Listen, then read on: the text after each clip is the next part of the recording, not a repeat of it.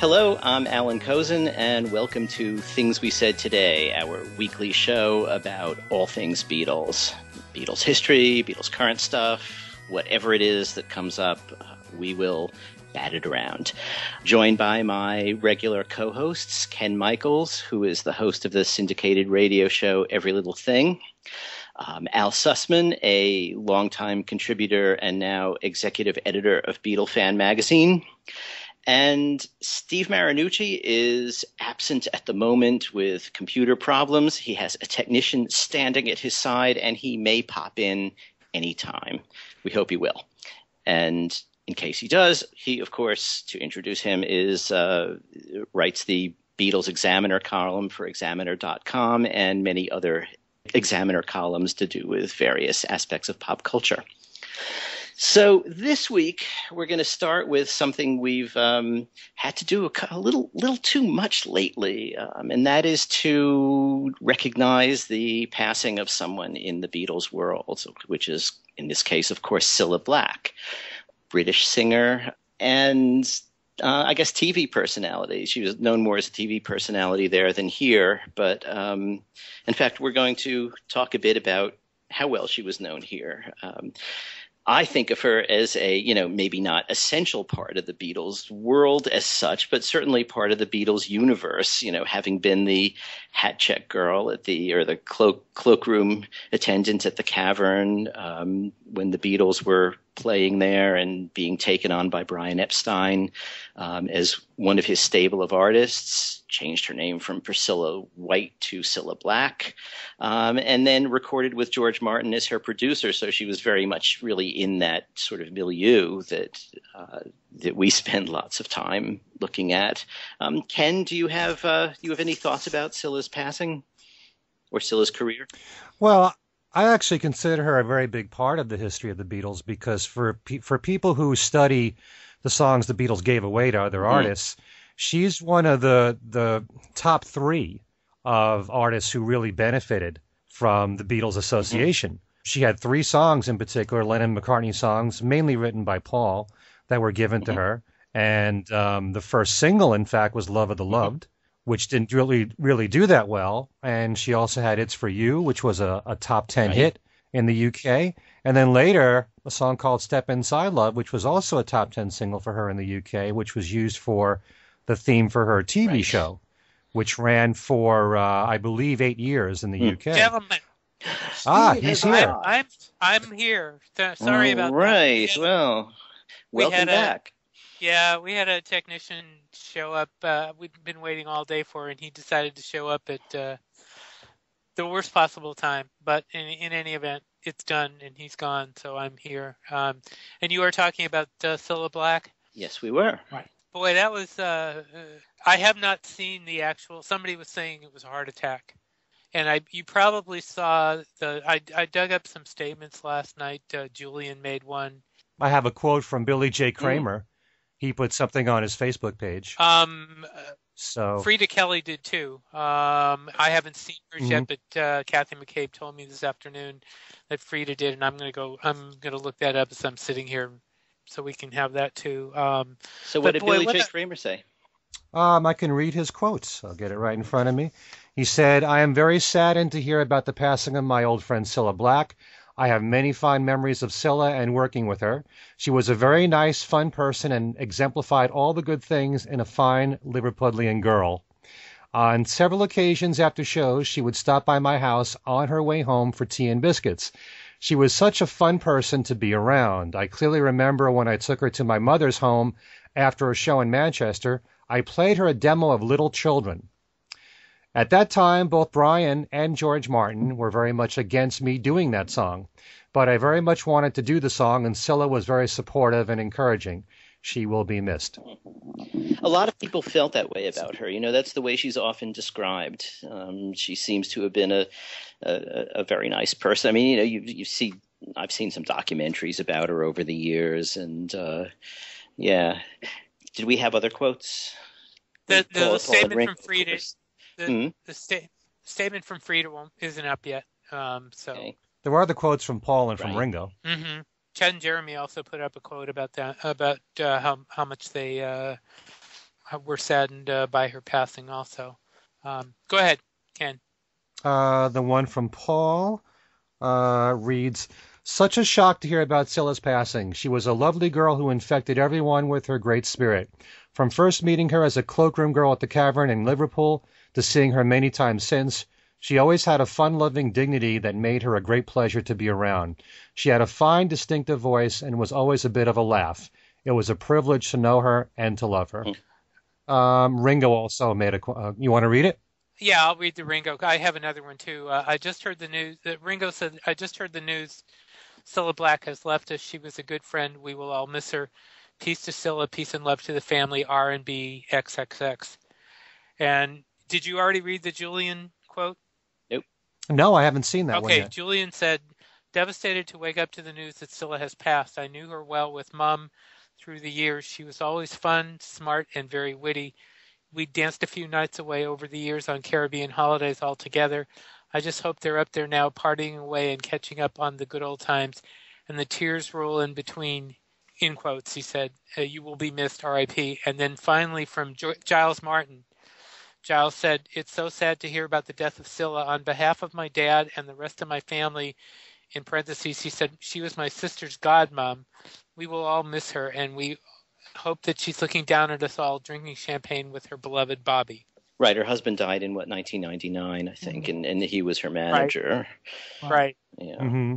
Now, we were talking a bit before we went on about Cilla's relative fame in different parts of the world. And, for us, since we spend a lot of time looking into the Beatles world, we think of her as being relatively famous. But as Al pointed out, I think the New York Times has not yet had an obituary, and apart from running an AP wire copy thing. And I wonder if in the U.S. for people who, just regular listeners, I mean, I guess she didn't have quite as many hits, certainly didn't have the TV presence that she had in Britain.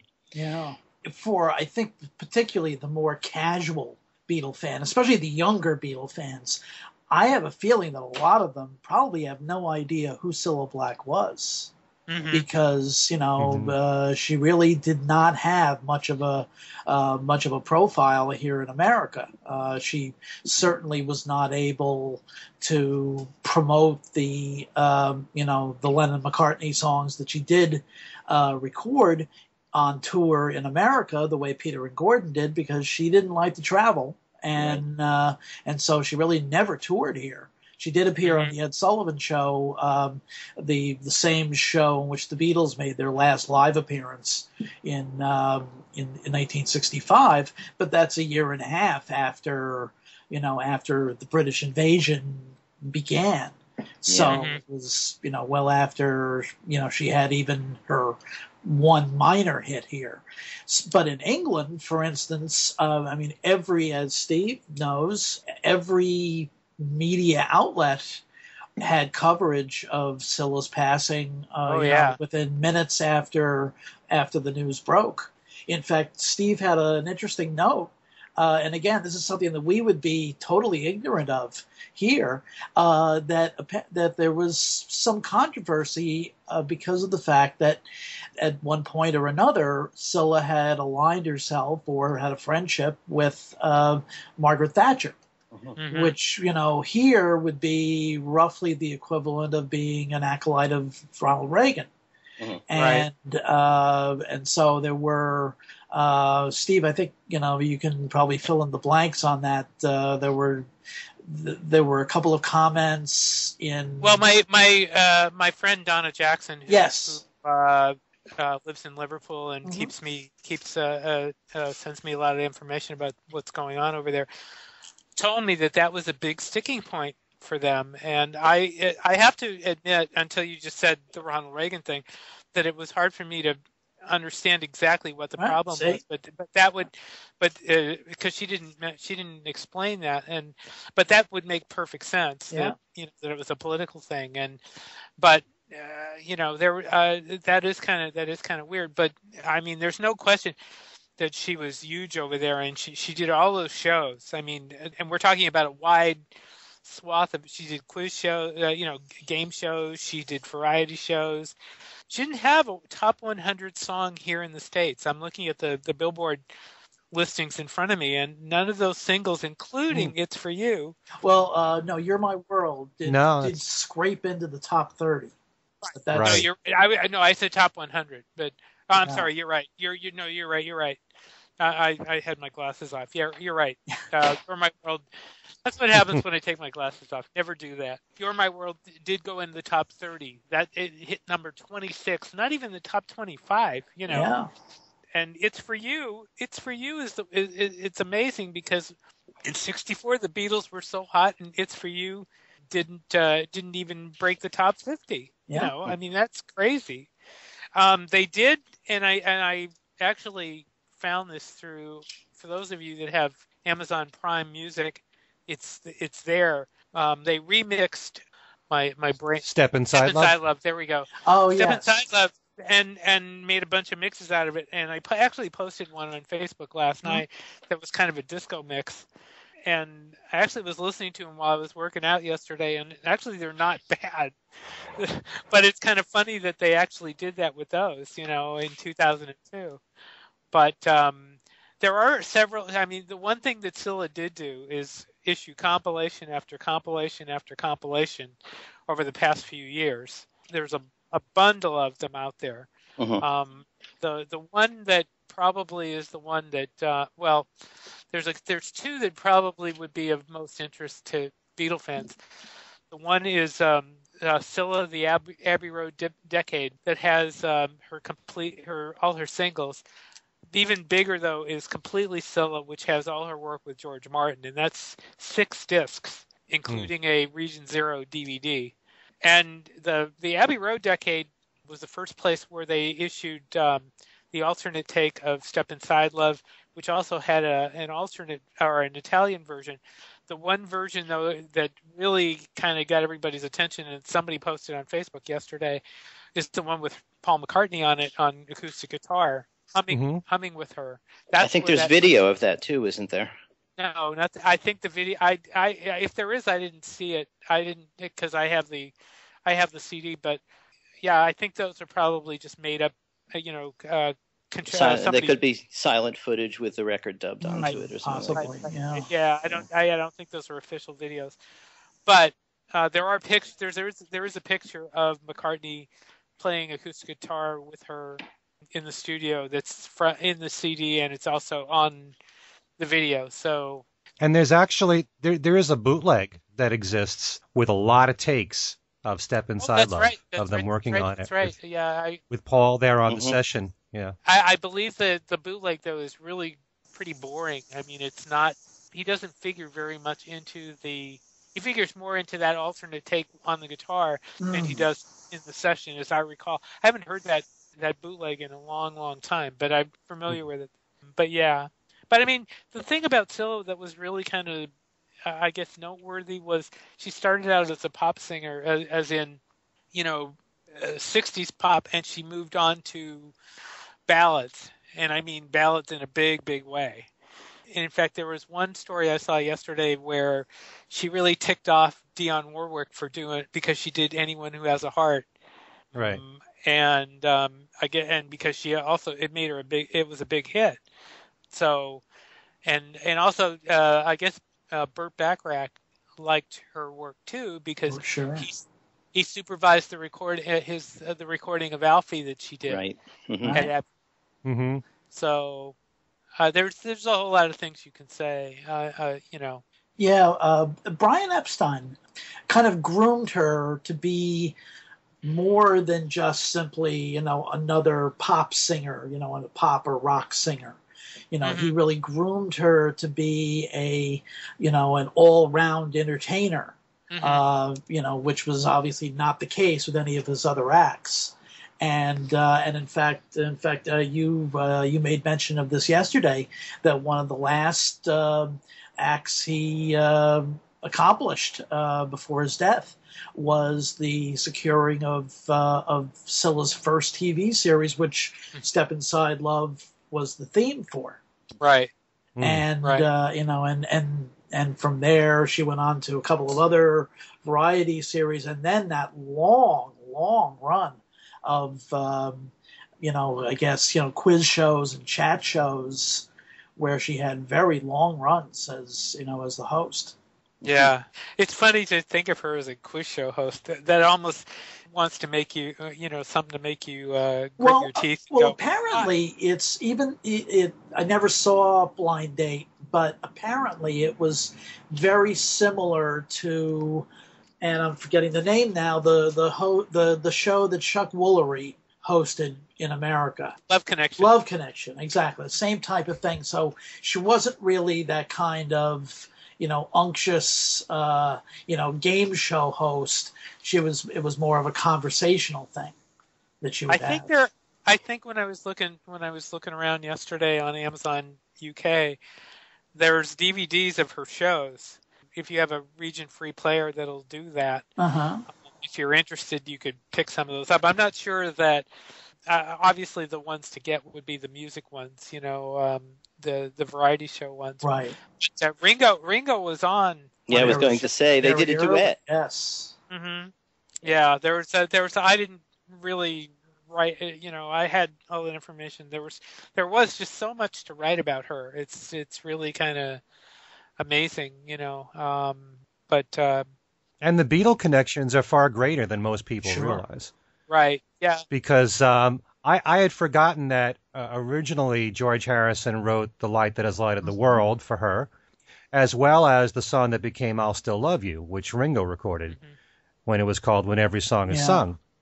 And then I also happened to look, and I must admit, this is Wikipedia we're talking about, so I don't know if it's completely accurate. But it actually said there, and maybe you guys might know more about this, but it says that Photograph was originally written with her in mind. And then Ringo decided to record it himself. I never heard that before. Neither have I. But if you guys know, or maybe any of our listeners know, they can write to us about it. That would have been interesting. Yeah.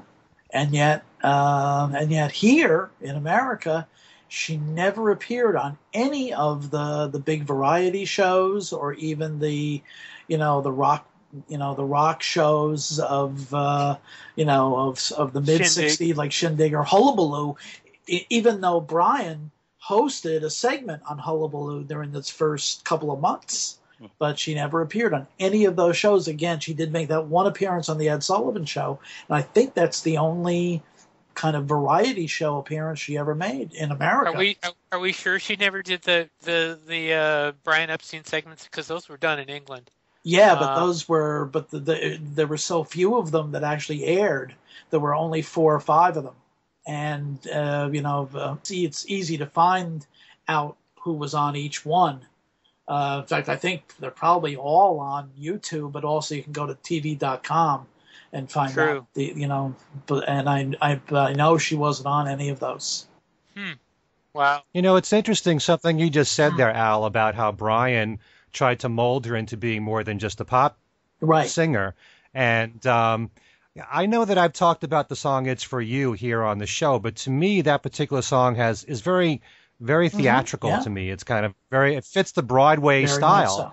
And to me, it sort of has Paul all over it. That's got, like, I can hear him writing that more so than John. Yeah. And Step Inside Love is very jazzy. Yeah, right. So, I mean, listen to the way the Beatles did it in the White Album sessions that's on the Beatles anthology. And that's, sometimes I think when Paul works for other people or writes for other people, it gives him more of an excuse to experiment a little bit more and do something that people might think is out of character for him. So I never heard Paul talk about it. I never heard him talk about those songs. But that's kind of interesting, based on what you were saying about what Brian wanted to do with Soul. Yeah, because Step Inside Love has kind of a bossa nova kind of feel to it, especially in that outtake. But it was definitely more of a she definitely was really kind of his project in kind of molding her into a representative of the kind of entertainment that he was really more comfortable with, rather than the rock groups.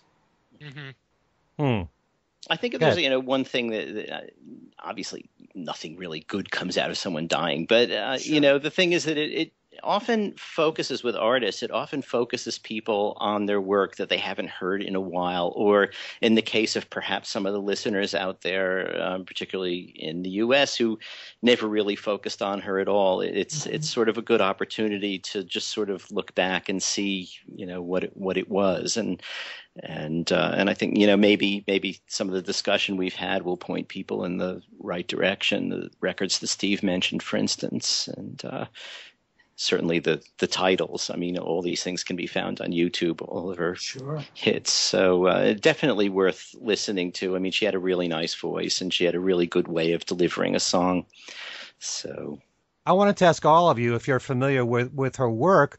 Was she? I always remember hearing it being said she was kind of like the Dionne Warwick of the UK.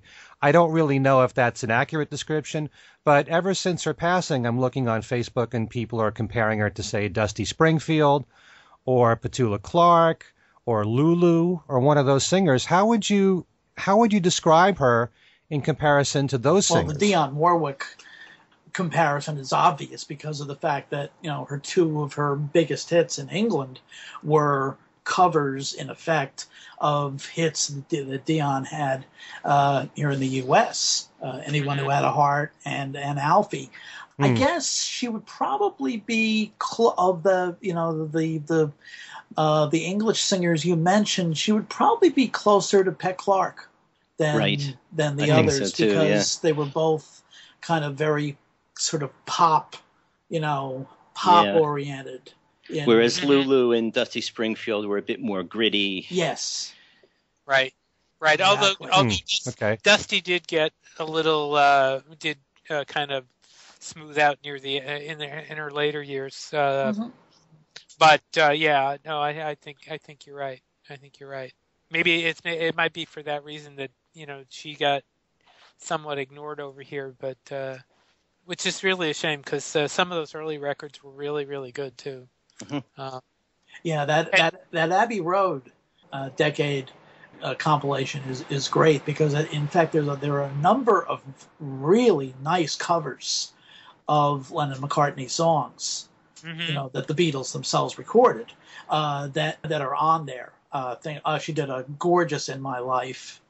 Yesterday, even though by the time she recorded it, everybody in the world had already recorded it, she did a very nice version of that, and even some things that you really wouldn't think of, a kind of a pop middle of the road artist recording.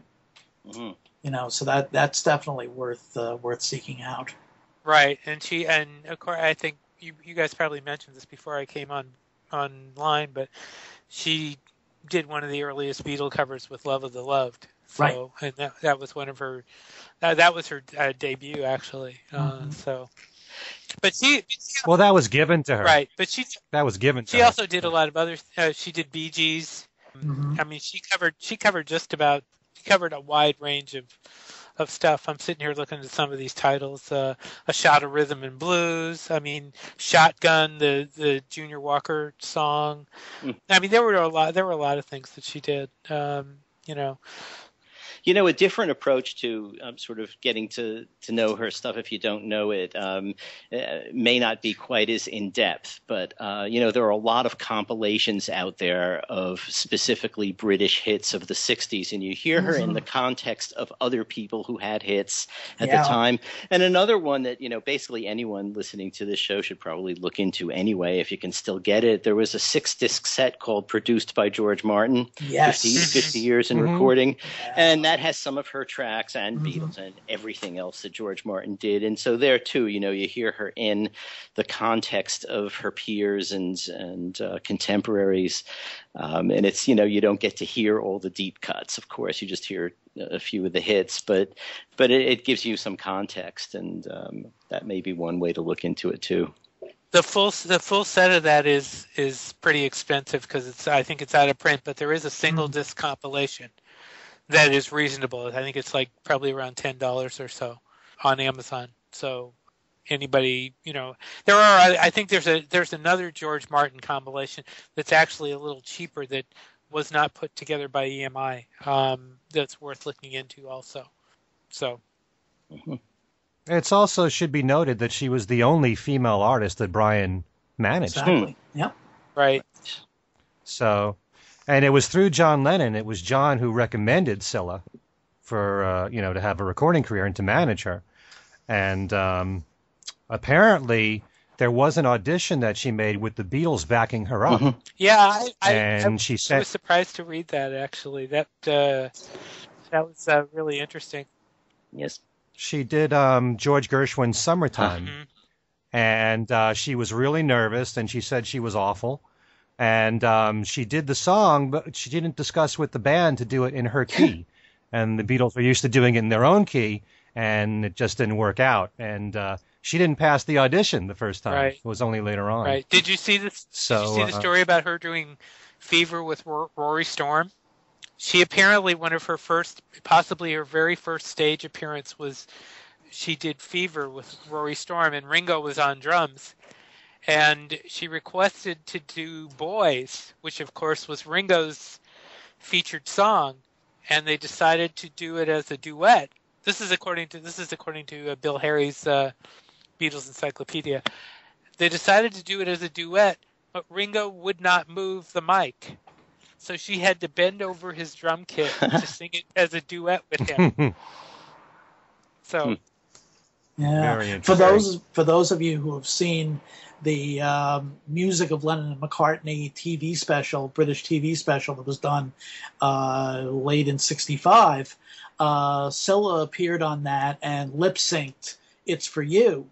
But the funniest part is when, I guess it's Paul, introduces her and says, I'm paraphrasing, something to the effect of, no show would be complete without Thingy. And and she and John completely crack up. And Paul is sitting there with this sort of, cat ate the canary, what did I do? Expression on his face. Those were the days. Yes, indeed. Yeah.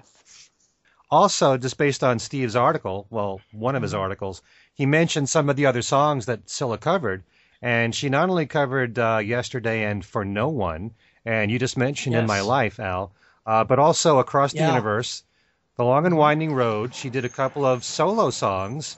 She did John Lennon's Oh My Love, and she did Paul McCartney's Junk, and she also covered Bad Fingers Without You. So... there could be a tape of Cambridge '69 somewhere from. And she also did a Randy Newman song. I've Been Wrong Before. I got to put in a plug there for Randy Newman. Sure. So. Okay. So we were then we had some other topics we wanted to touch upon this week as well. One thing that came up a few weeks ago when we were talking about Paul McCartney's was it Esquire interview, where someone asked him if there will ever be another Beatles, and he responded, and that's an idea that has been kicked around a little bit since then. And Richard Feder of Fort Lee, New Jersey. wrote. Oh my god! Oh my god! Okay, so Richard Feder of Fort Lee, New Jersey didn't write to us and ask, but we wanted to sort of explore that a little bit more, and it's because it's an interesting question, beyond the business of, will there ever be another Beatles because they're the Beatles? I mean, just sociologically, it's actually sort of an interesting topic because we live in a completely different universe than the universe that prevailed when the Beatles came around.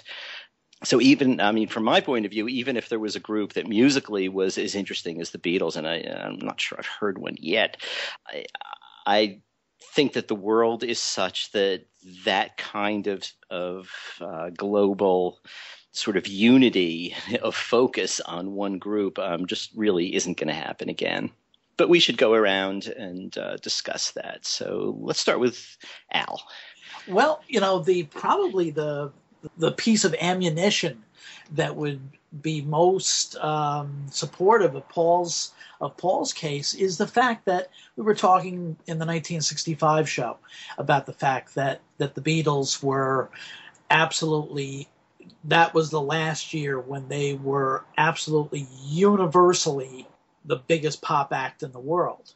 And although they were, they continued to be huge superstars for the rest of their time as a group and beyond, they never were as universally beloved as they were in 1965.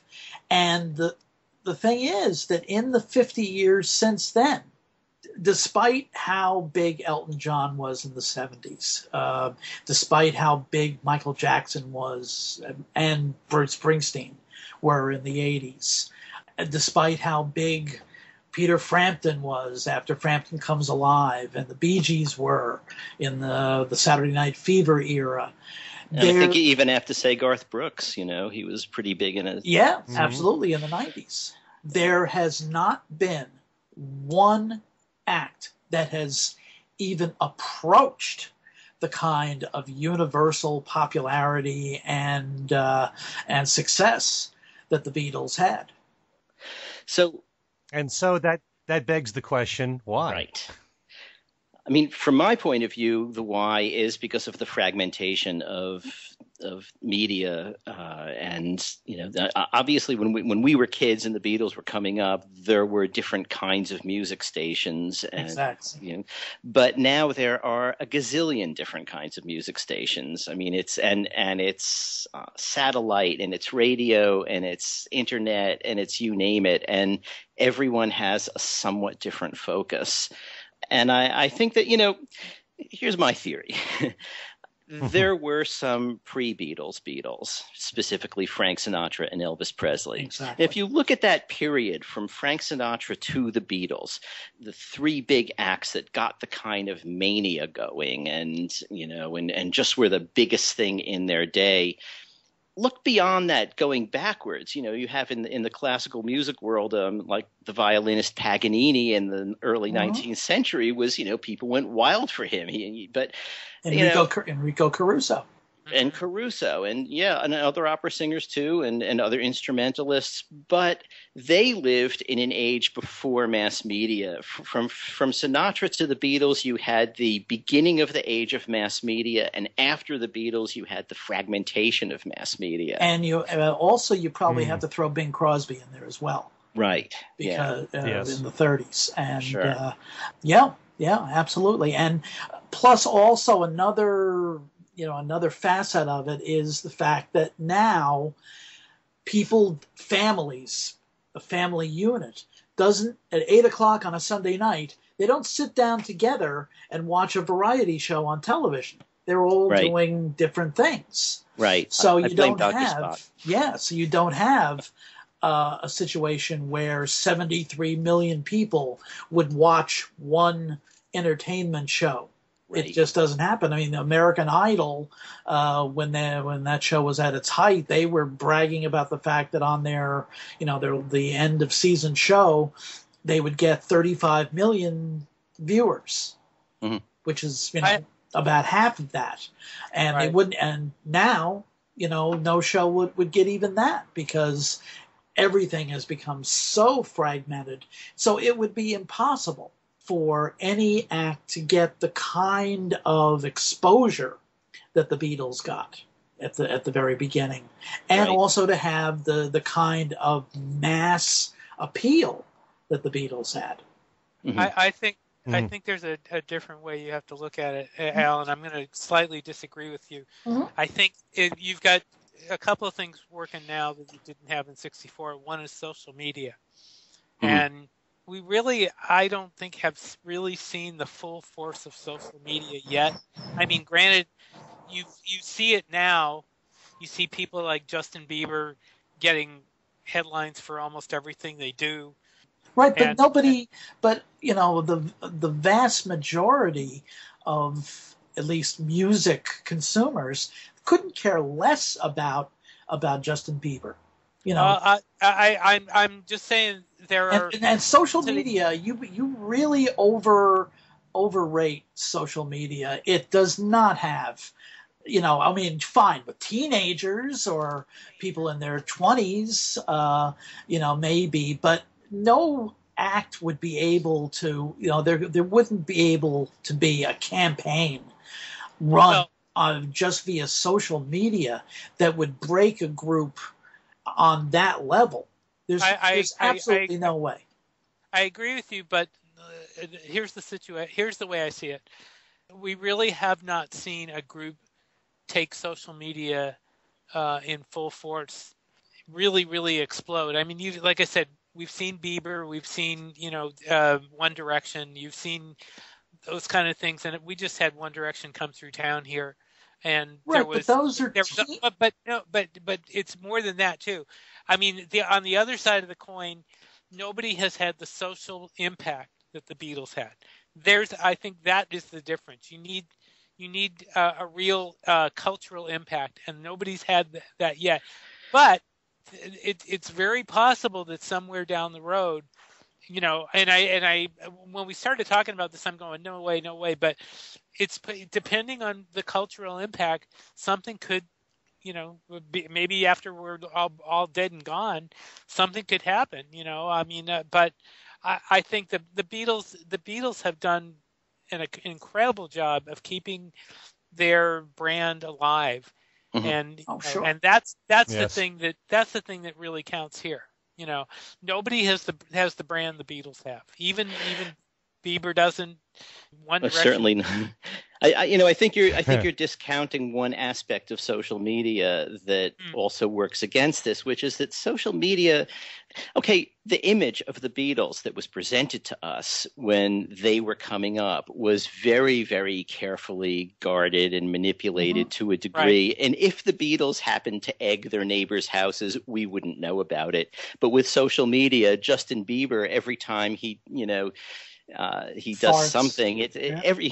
It's on social media. There's a very negative aspect of social media that makes it impossible for someone to be, someone who maybe you might want to look up to as a great musician or something. I'm saying Justin Bieber's. I agree with that. I agree with that. I'm just saying there may be something that happens down the line that we can't see or we can't predict, right? That may throw all that into Except that the whole Facebook, Twitter thing has already peaked, and I mean I can tell just from the sort of the traffic of the people that I follow.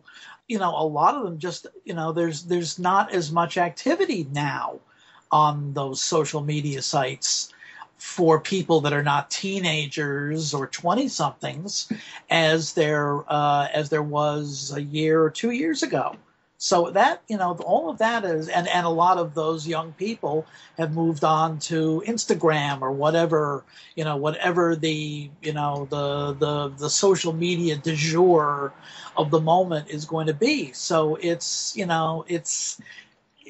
doesn't have. You really overrate the impact that social media has. It really, and there's no way that social media could create something like the Beatles. I don't think you can say that absolutely. I much as I agree that I can't foresee anything right now, but I don't think. But that's not to say something's not going to happen in the future, because there's so much out there. So many, it's hard to. I mean, the whole network of the entertainment business. It's really hard to say what's going to happen down the line. The thing is that there are so many different kinds of music that are out there now. There's no act that would be able to cross over into all of those little genres and have the kind of mass appeal that the Beatles had.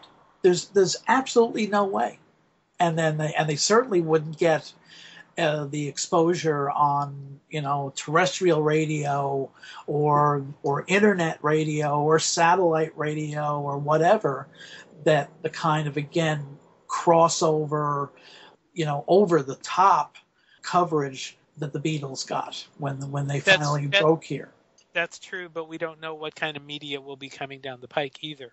there could be something else coming down the pike that we don't even. Except that everything has been splintered so much that, again, 73 million people, which was, nearly half of the population of the country in February of 64, at least of the population of the country that had televisions in February of 64, watched the Beatles live on the Ed Sullivan Show. Yeah. The highest rated shows now don't have a fraction of that kind of viewership. Could I chime in? Go ahead, Ken. I'm sorry. I was wondering where you were. No, I mean, I'm enjoying this so much because this sounds like a typical conversation I have with radio friends. But to me, there's two separate issues you have to look into here. There's record sales and there's impact. And when it comes to record sales, I think that it's very, I don't want to say easy, but I think it's very likely that you're going to have acts that surpass the sales of the Beatles. Not anymore. Mainly because of, I think so, because of the fact that it's so easy to buy music now.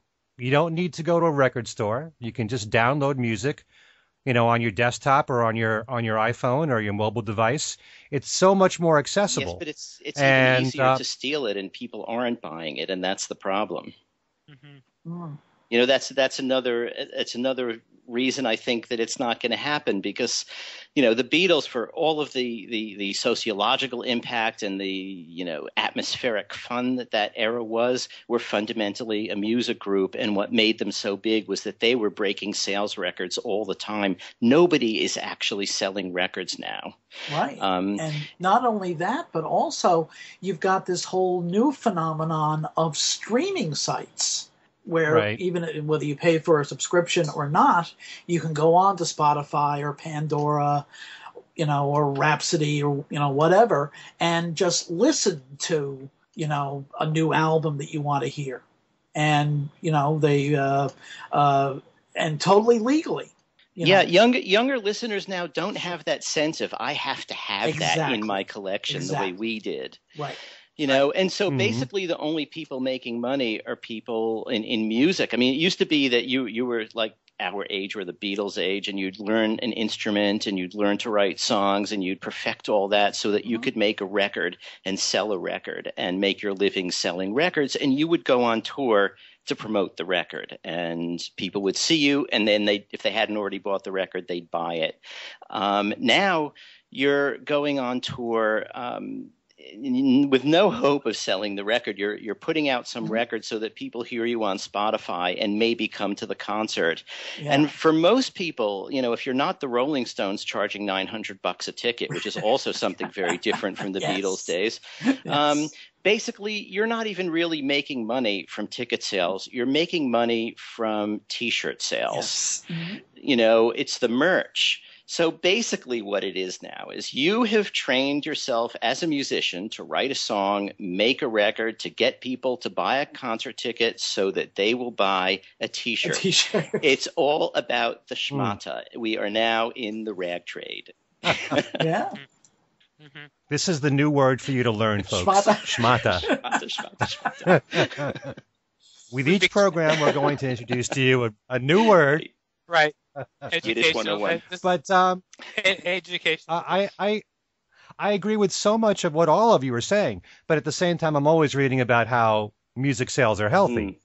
So, whether it's disingenuous or not, I also think that there's the issue of impact.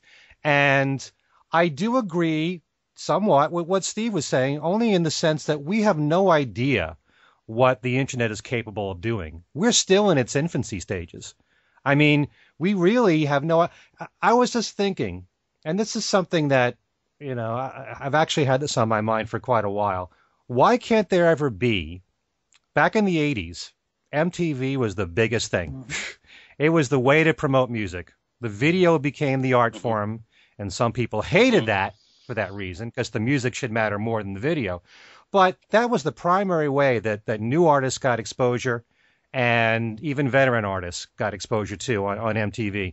There could be some kind of channel that could be on the internet worldwide that could have some kind of impact maybe be the MTV of today, although there's always the language barrier problem.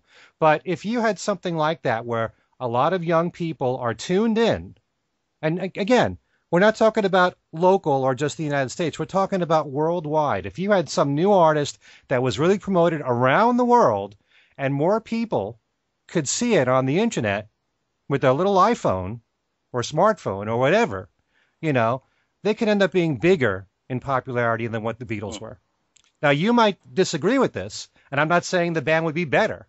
I'm just saying that the exposure is the most important thing. But without exposure, we wouldn't even be talking about the Beatles. That's the whole.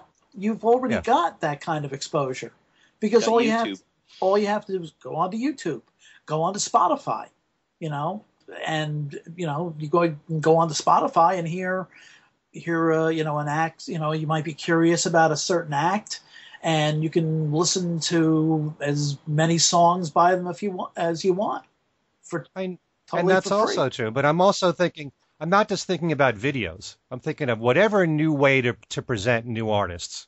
MTV wasn't just playing videos. It was also interviewing artists of the time and learning about them. If there is some kind of new vehicle, and I don't even know what that might be, but I'm just saying the mere fact that the internet is worldwide gives it so much more power than even MTV United States. If there was something like that where young people could unite, and that's the key word here. That's the one thing that's missing in this whole thing. You were talking about, and I've said this a million times, the Ed Sullivan Show, 73 million people. 73 million people watching at the same time. Where are you going to get that today? You won't even get that. The closest is maybe the Super Bowl or something like that. But in order to break a new artist, you got to have a large audience and people have to care. And also we're living at a time when live programming doesn't matter as much as it once did, and that also plays a big part. It's something that I really don't like about the media today. More people are so used to the fact that they'll just DVR something, or they'll listen to an archive program, a radio program later on, than catching it as it's happening. The whole idea of doing something live has been lost, and I really miss that. So, you need something like that for people in the world to be united.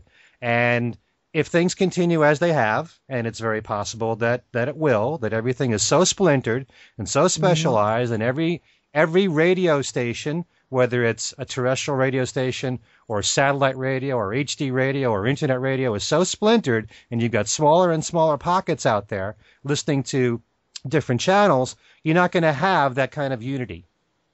For a new artist that's out there. It's tougher to do it that way. So I think that's, like you guys have said, that's part of the reason why it's so hard to have that thing called impact. You need millions of people at the same time being impacted, being affected by something. And you just don't have that. You can have record sales, but impact is a completely different idea altogether. And I think it's really sad in a way that we don't have something like the Ed Sullivan Show, or, in those days you only had the 3 major networks and a few local channels, so you had less of a selection, you had bigger audiences. Same thing with radio, same thing with television and Cablevision, and there's so many channels, like you said, Alan, a gazillion of them. You've got smaller and smaller audiences, and that's part of the problem. And it's funny that you mentioned Garth Brooks, because every time I have this conversation with people, I always bring up Garth Brooks because I remember him making a statement saying that he was the biggest in sales next to the Beatles. But think about it. How many people outside of those that listen to country music know Garth Brooks' music? Exactly. Do you know who's Hollywood star is closest to the front door at Capitol Records in Los Angeles? It's none of the Beatles. It's Garth Brooks. Garth Brooks is right at the door. Yeah. So. Okay, but I'm just making a statement about impact and whether or not Al was talking about the cross appeal, the mass appeal of the Beatles on so many levels. With Garth Brooks, it's specialized. It's country music. If you follow country music, there's a good chance you know his songs, and you may have bought many of his records. But outside of that genre, a lot of people, most people, don't really know his music. I'm not putting him down. I'm just saying that's that's the perfect example right there of an artist who sold a ton of records, but it's so specialized that people outside of his genre don't really know his music that Exactly. well. I mean, I think I'll put him down because I'm somewhat of a fan of country, and I don't have a single Garth Brooks record in my collection. I do not like Okay, well, that's you. I do not like him. For one, I do resent the fact that he has the closest spot to the Capitol Records entrance rather than the Beatles. But I mean, he's what I would call more showbiz country than traditional country. I mean, I'm one of those people that I love Hank Williams, George Jones. That I'm a traditionalist, very much so. So, but yeah, I mean, I no, I'm not going to deny he hasn't had a lot of impact. In fact, if you recall, back I think it was about 10 years ago or so, he was trying to stop used records from being sold. Uh-huh. So I mean, he's basically he's Mr. Money as far as that situation goes. I mean, that's his. And even as big as Garth was in the 90s, especially once he kind of took himself off the road, now he can barely get arrested on country radio, and then country radio is the biggest, not so much in New York, but the rest of the country. I think there are still more country stations than any other format, any other pop music format. And Garth Brooks couldn't get arrested on country radio now, as big, as huge as he was. So that's why, again, I just don't think there's any, and he, really did not cross over that much into other genres. No, he did not. He didn't. And so that, again, kind of makes the point that there's just it's nearly impossible for an act to have that kind of absolute, all-consuming crossover appeal. And when you think about it, the biggest selling artists have had crossover appeal. Sure. I mean, Michael Jackson is one of those people. Those are the ones that, and they were looking for that. They were looking, like when Michael Jackson tried to get Beat It on album rock stations to give him credibility. He got played there. He got played on pop radio, top 40 radio, R&B radio. Same thing with the Beatles. I mean, with the Beatles, after they broke up, they got played on what became progressive rock and classic rock stations. They got played on adult contemporary stations. They got played on adult standard stations. They're played on Muzak stations. They're played kind of everywhere. In that regard. You're not going to find that with most artists. I mean, the ones that you will are the rare exceptions. And you also had a lot of people across different genres recording Beatles songs, including Arthur Fiedler and the Boston Pops. Exactly. So everybody was, that's another big thing. I mean, you really haven't seen. You've seen some people, for example, recording Michael Jackson, but not they. I mean, you haven't seen, say, Tony Bennett trying to sing Michael Jackson. So, it's that kind of situation, too. I mean, if the songs are adaptable and everybody can do them, they get covered. If not, they don't, so. That's very true. And in some ways, as much as I never liked American Idol, when you have a show that's devoted to the Beatles and young kids singing Beatles songs, that's reaching a young audience of people who like that show. Mm-hmm.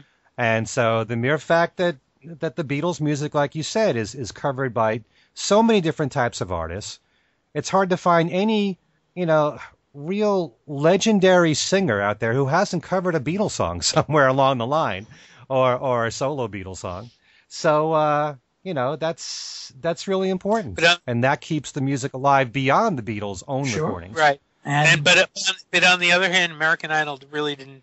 The American Idol Beatles stuff didn't really have the impact that a lot of people were saying. Oh no, I've always said that the only way to make Beatles music sound boring is to put it in the hands of the contestants on American Idol. Mm-hmm. Because of Glee. of the well, I don't know, Glee, I never saw enough to make a judgment, but certainly in the case of American Idol, where they mandate a particular form of milk toasty, blah musical presentation. Those Beatles tribute shows were torture, God. Absolute torture. Yes. Yeah. But even still, it's introducing the name Beatles to a lot of young people who might not otherwise be even thinking about them. And again, when you mention sales and things like that, again, what's the biggest selling album of this century so far? One. Absolutely. You never know from decade to decade if there's going to be some Beatles release that will end up being huge.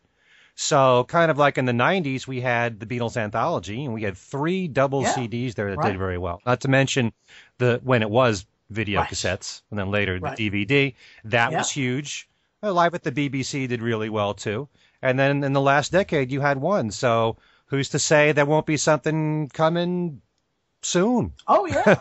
That could do really well. Every time one has been released in some new form, whether it was, when it was released for downloads on iTunes, immediately the sales would spike, and it's the only album of the first 15 years of this new century that is really competitive with it is the Adele album 21.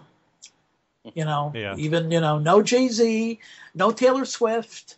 No Eminem, that's so extraordinary. It really is. It's like the Beatles defy all logic. It's not like, it only matters when the music came out. It doesn't matter whether it's 30 years ago, 40 years ago, or 50 years ago. Something will come along that will sell extremely well. They're the exception to every rule, at least musically. Yeah. Well, and also part of it is because anytime one of the things comes out on any format, those of us who collect it have to buy every available new format. And that is why Apple should be paying our health insurance. Right. Mm-hmm. Because when we're gone, that's it. Party's over. I agree. Well, guys, this was a fascinating chat about a number of things, and it's time to go for this week. We should say how to get in touch with us. Ken, can you give the email address? Yeah, our email address is thingswesaidtodayradioshow@gmail.com. Don't forget we also have a Facebook page for Things We Said Today. We have a Twitter page, which is what, Steve? Things We Said Fab. So with the @ in front of it. So you can send us a note. Okay, so feel free to write us with questions, write us with topics you'd like us to look at. If you actually are Richard Fader from Fort Lee, New Jersey, write to us anyway. And and you can get in touch with basically each of us on our Facebook pages. Mine is Alan Kozin or Alan Kozin Remixed. Steve? Steve Marinucci, Beatles Examiner. I'm all over the place. Let me mention one quick thing before you go on. Somebody was telling me that Netflix has the movie Living is Easy with Eyes Closed. Right. Thank you. And I have not seen it. I saw part of it, but it's there on Netflix. It kind of came in quietly. It's about John Lennon in Spain, so there's a tip for anybody. Anyway, my email address is BeatlesExaminer@gmail.com. Ken, and yours? And my email is everylittlething@att.net. And also, please check out my website, which is kenmichaelsradio.com. Can I mention one more thing? Because there's one thing I'd really like to plug here. I do a live version of Every Little Thing, which is on a station in Connecticut, WNHU. And sometimes what I will do is send the last hour of my show, which has a theme to it, to the website Global Texan Chronicles, and then they run it for a whole week. And I've done 2 recent specials on Ringo, one for his birthday, which was a 2-hour show, and one on Ringo, which I called the Ringo Starr Album Sampler. And I played 18 songs in a row, one song from every studio album from Ringo in chronological order. from Sentimental Journey to Postcards from Paradise. And we've gotten a terrific response on the website. So if you want to listen to it, you can stream it anytime. It's at globaltexanchronicles.com. 2 different Ringo Starr specials, which were originally on WNHU, and now it's on that website. Okay. So there you go. Okay, and Mr. Sussman? You can reach me at Al Sussman on Facebook or through Twitter at asus49. Okay, and you might as well mention your book since or through www.paradingpress.com if you want to get a copy of Changing Times, 101 Days That Shaped a Generation, or you can pick it up next weekend when this airs, next weekend at the Chicago Fest for Beatles fans, August 14th, 15th, and 16th at the Hyatt Regency O'Hare. Okay, and since we're shamelessly promoting, there is my book, The Beatles, From the Cavern to the Rooftop, published by Phaidon Press in 1995, still in print. And the ebook, Got That Something, How the Beatles, I Want to Hold Your Hand Changed Everything, which you can get from Amazon.com. And can I add a plug too? Sure, Steve. I just want to tell everybody about my ebook, Meet a Monkey, Davy Jones. It's very inexpensive, and it has my 2 interviews with Davy Jones in it. Okay. So, for Things We Said Today, this is Alan Kozin, and we'll see you next time.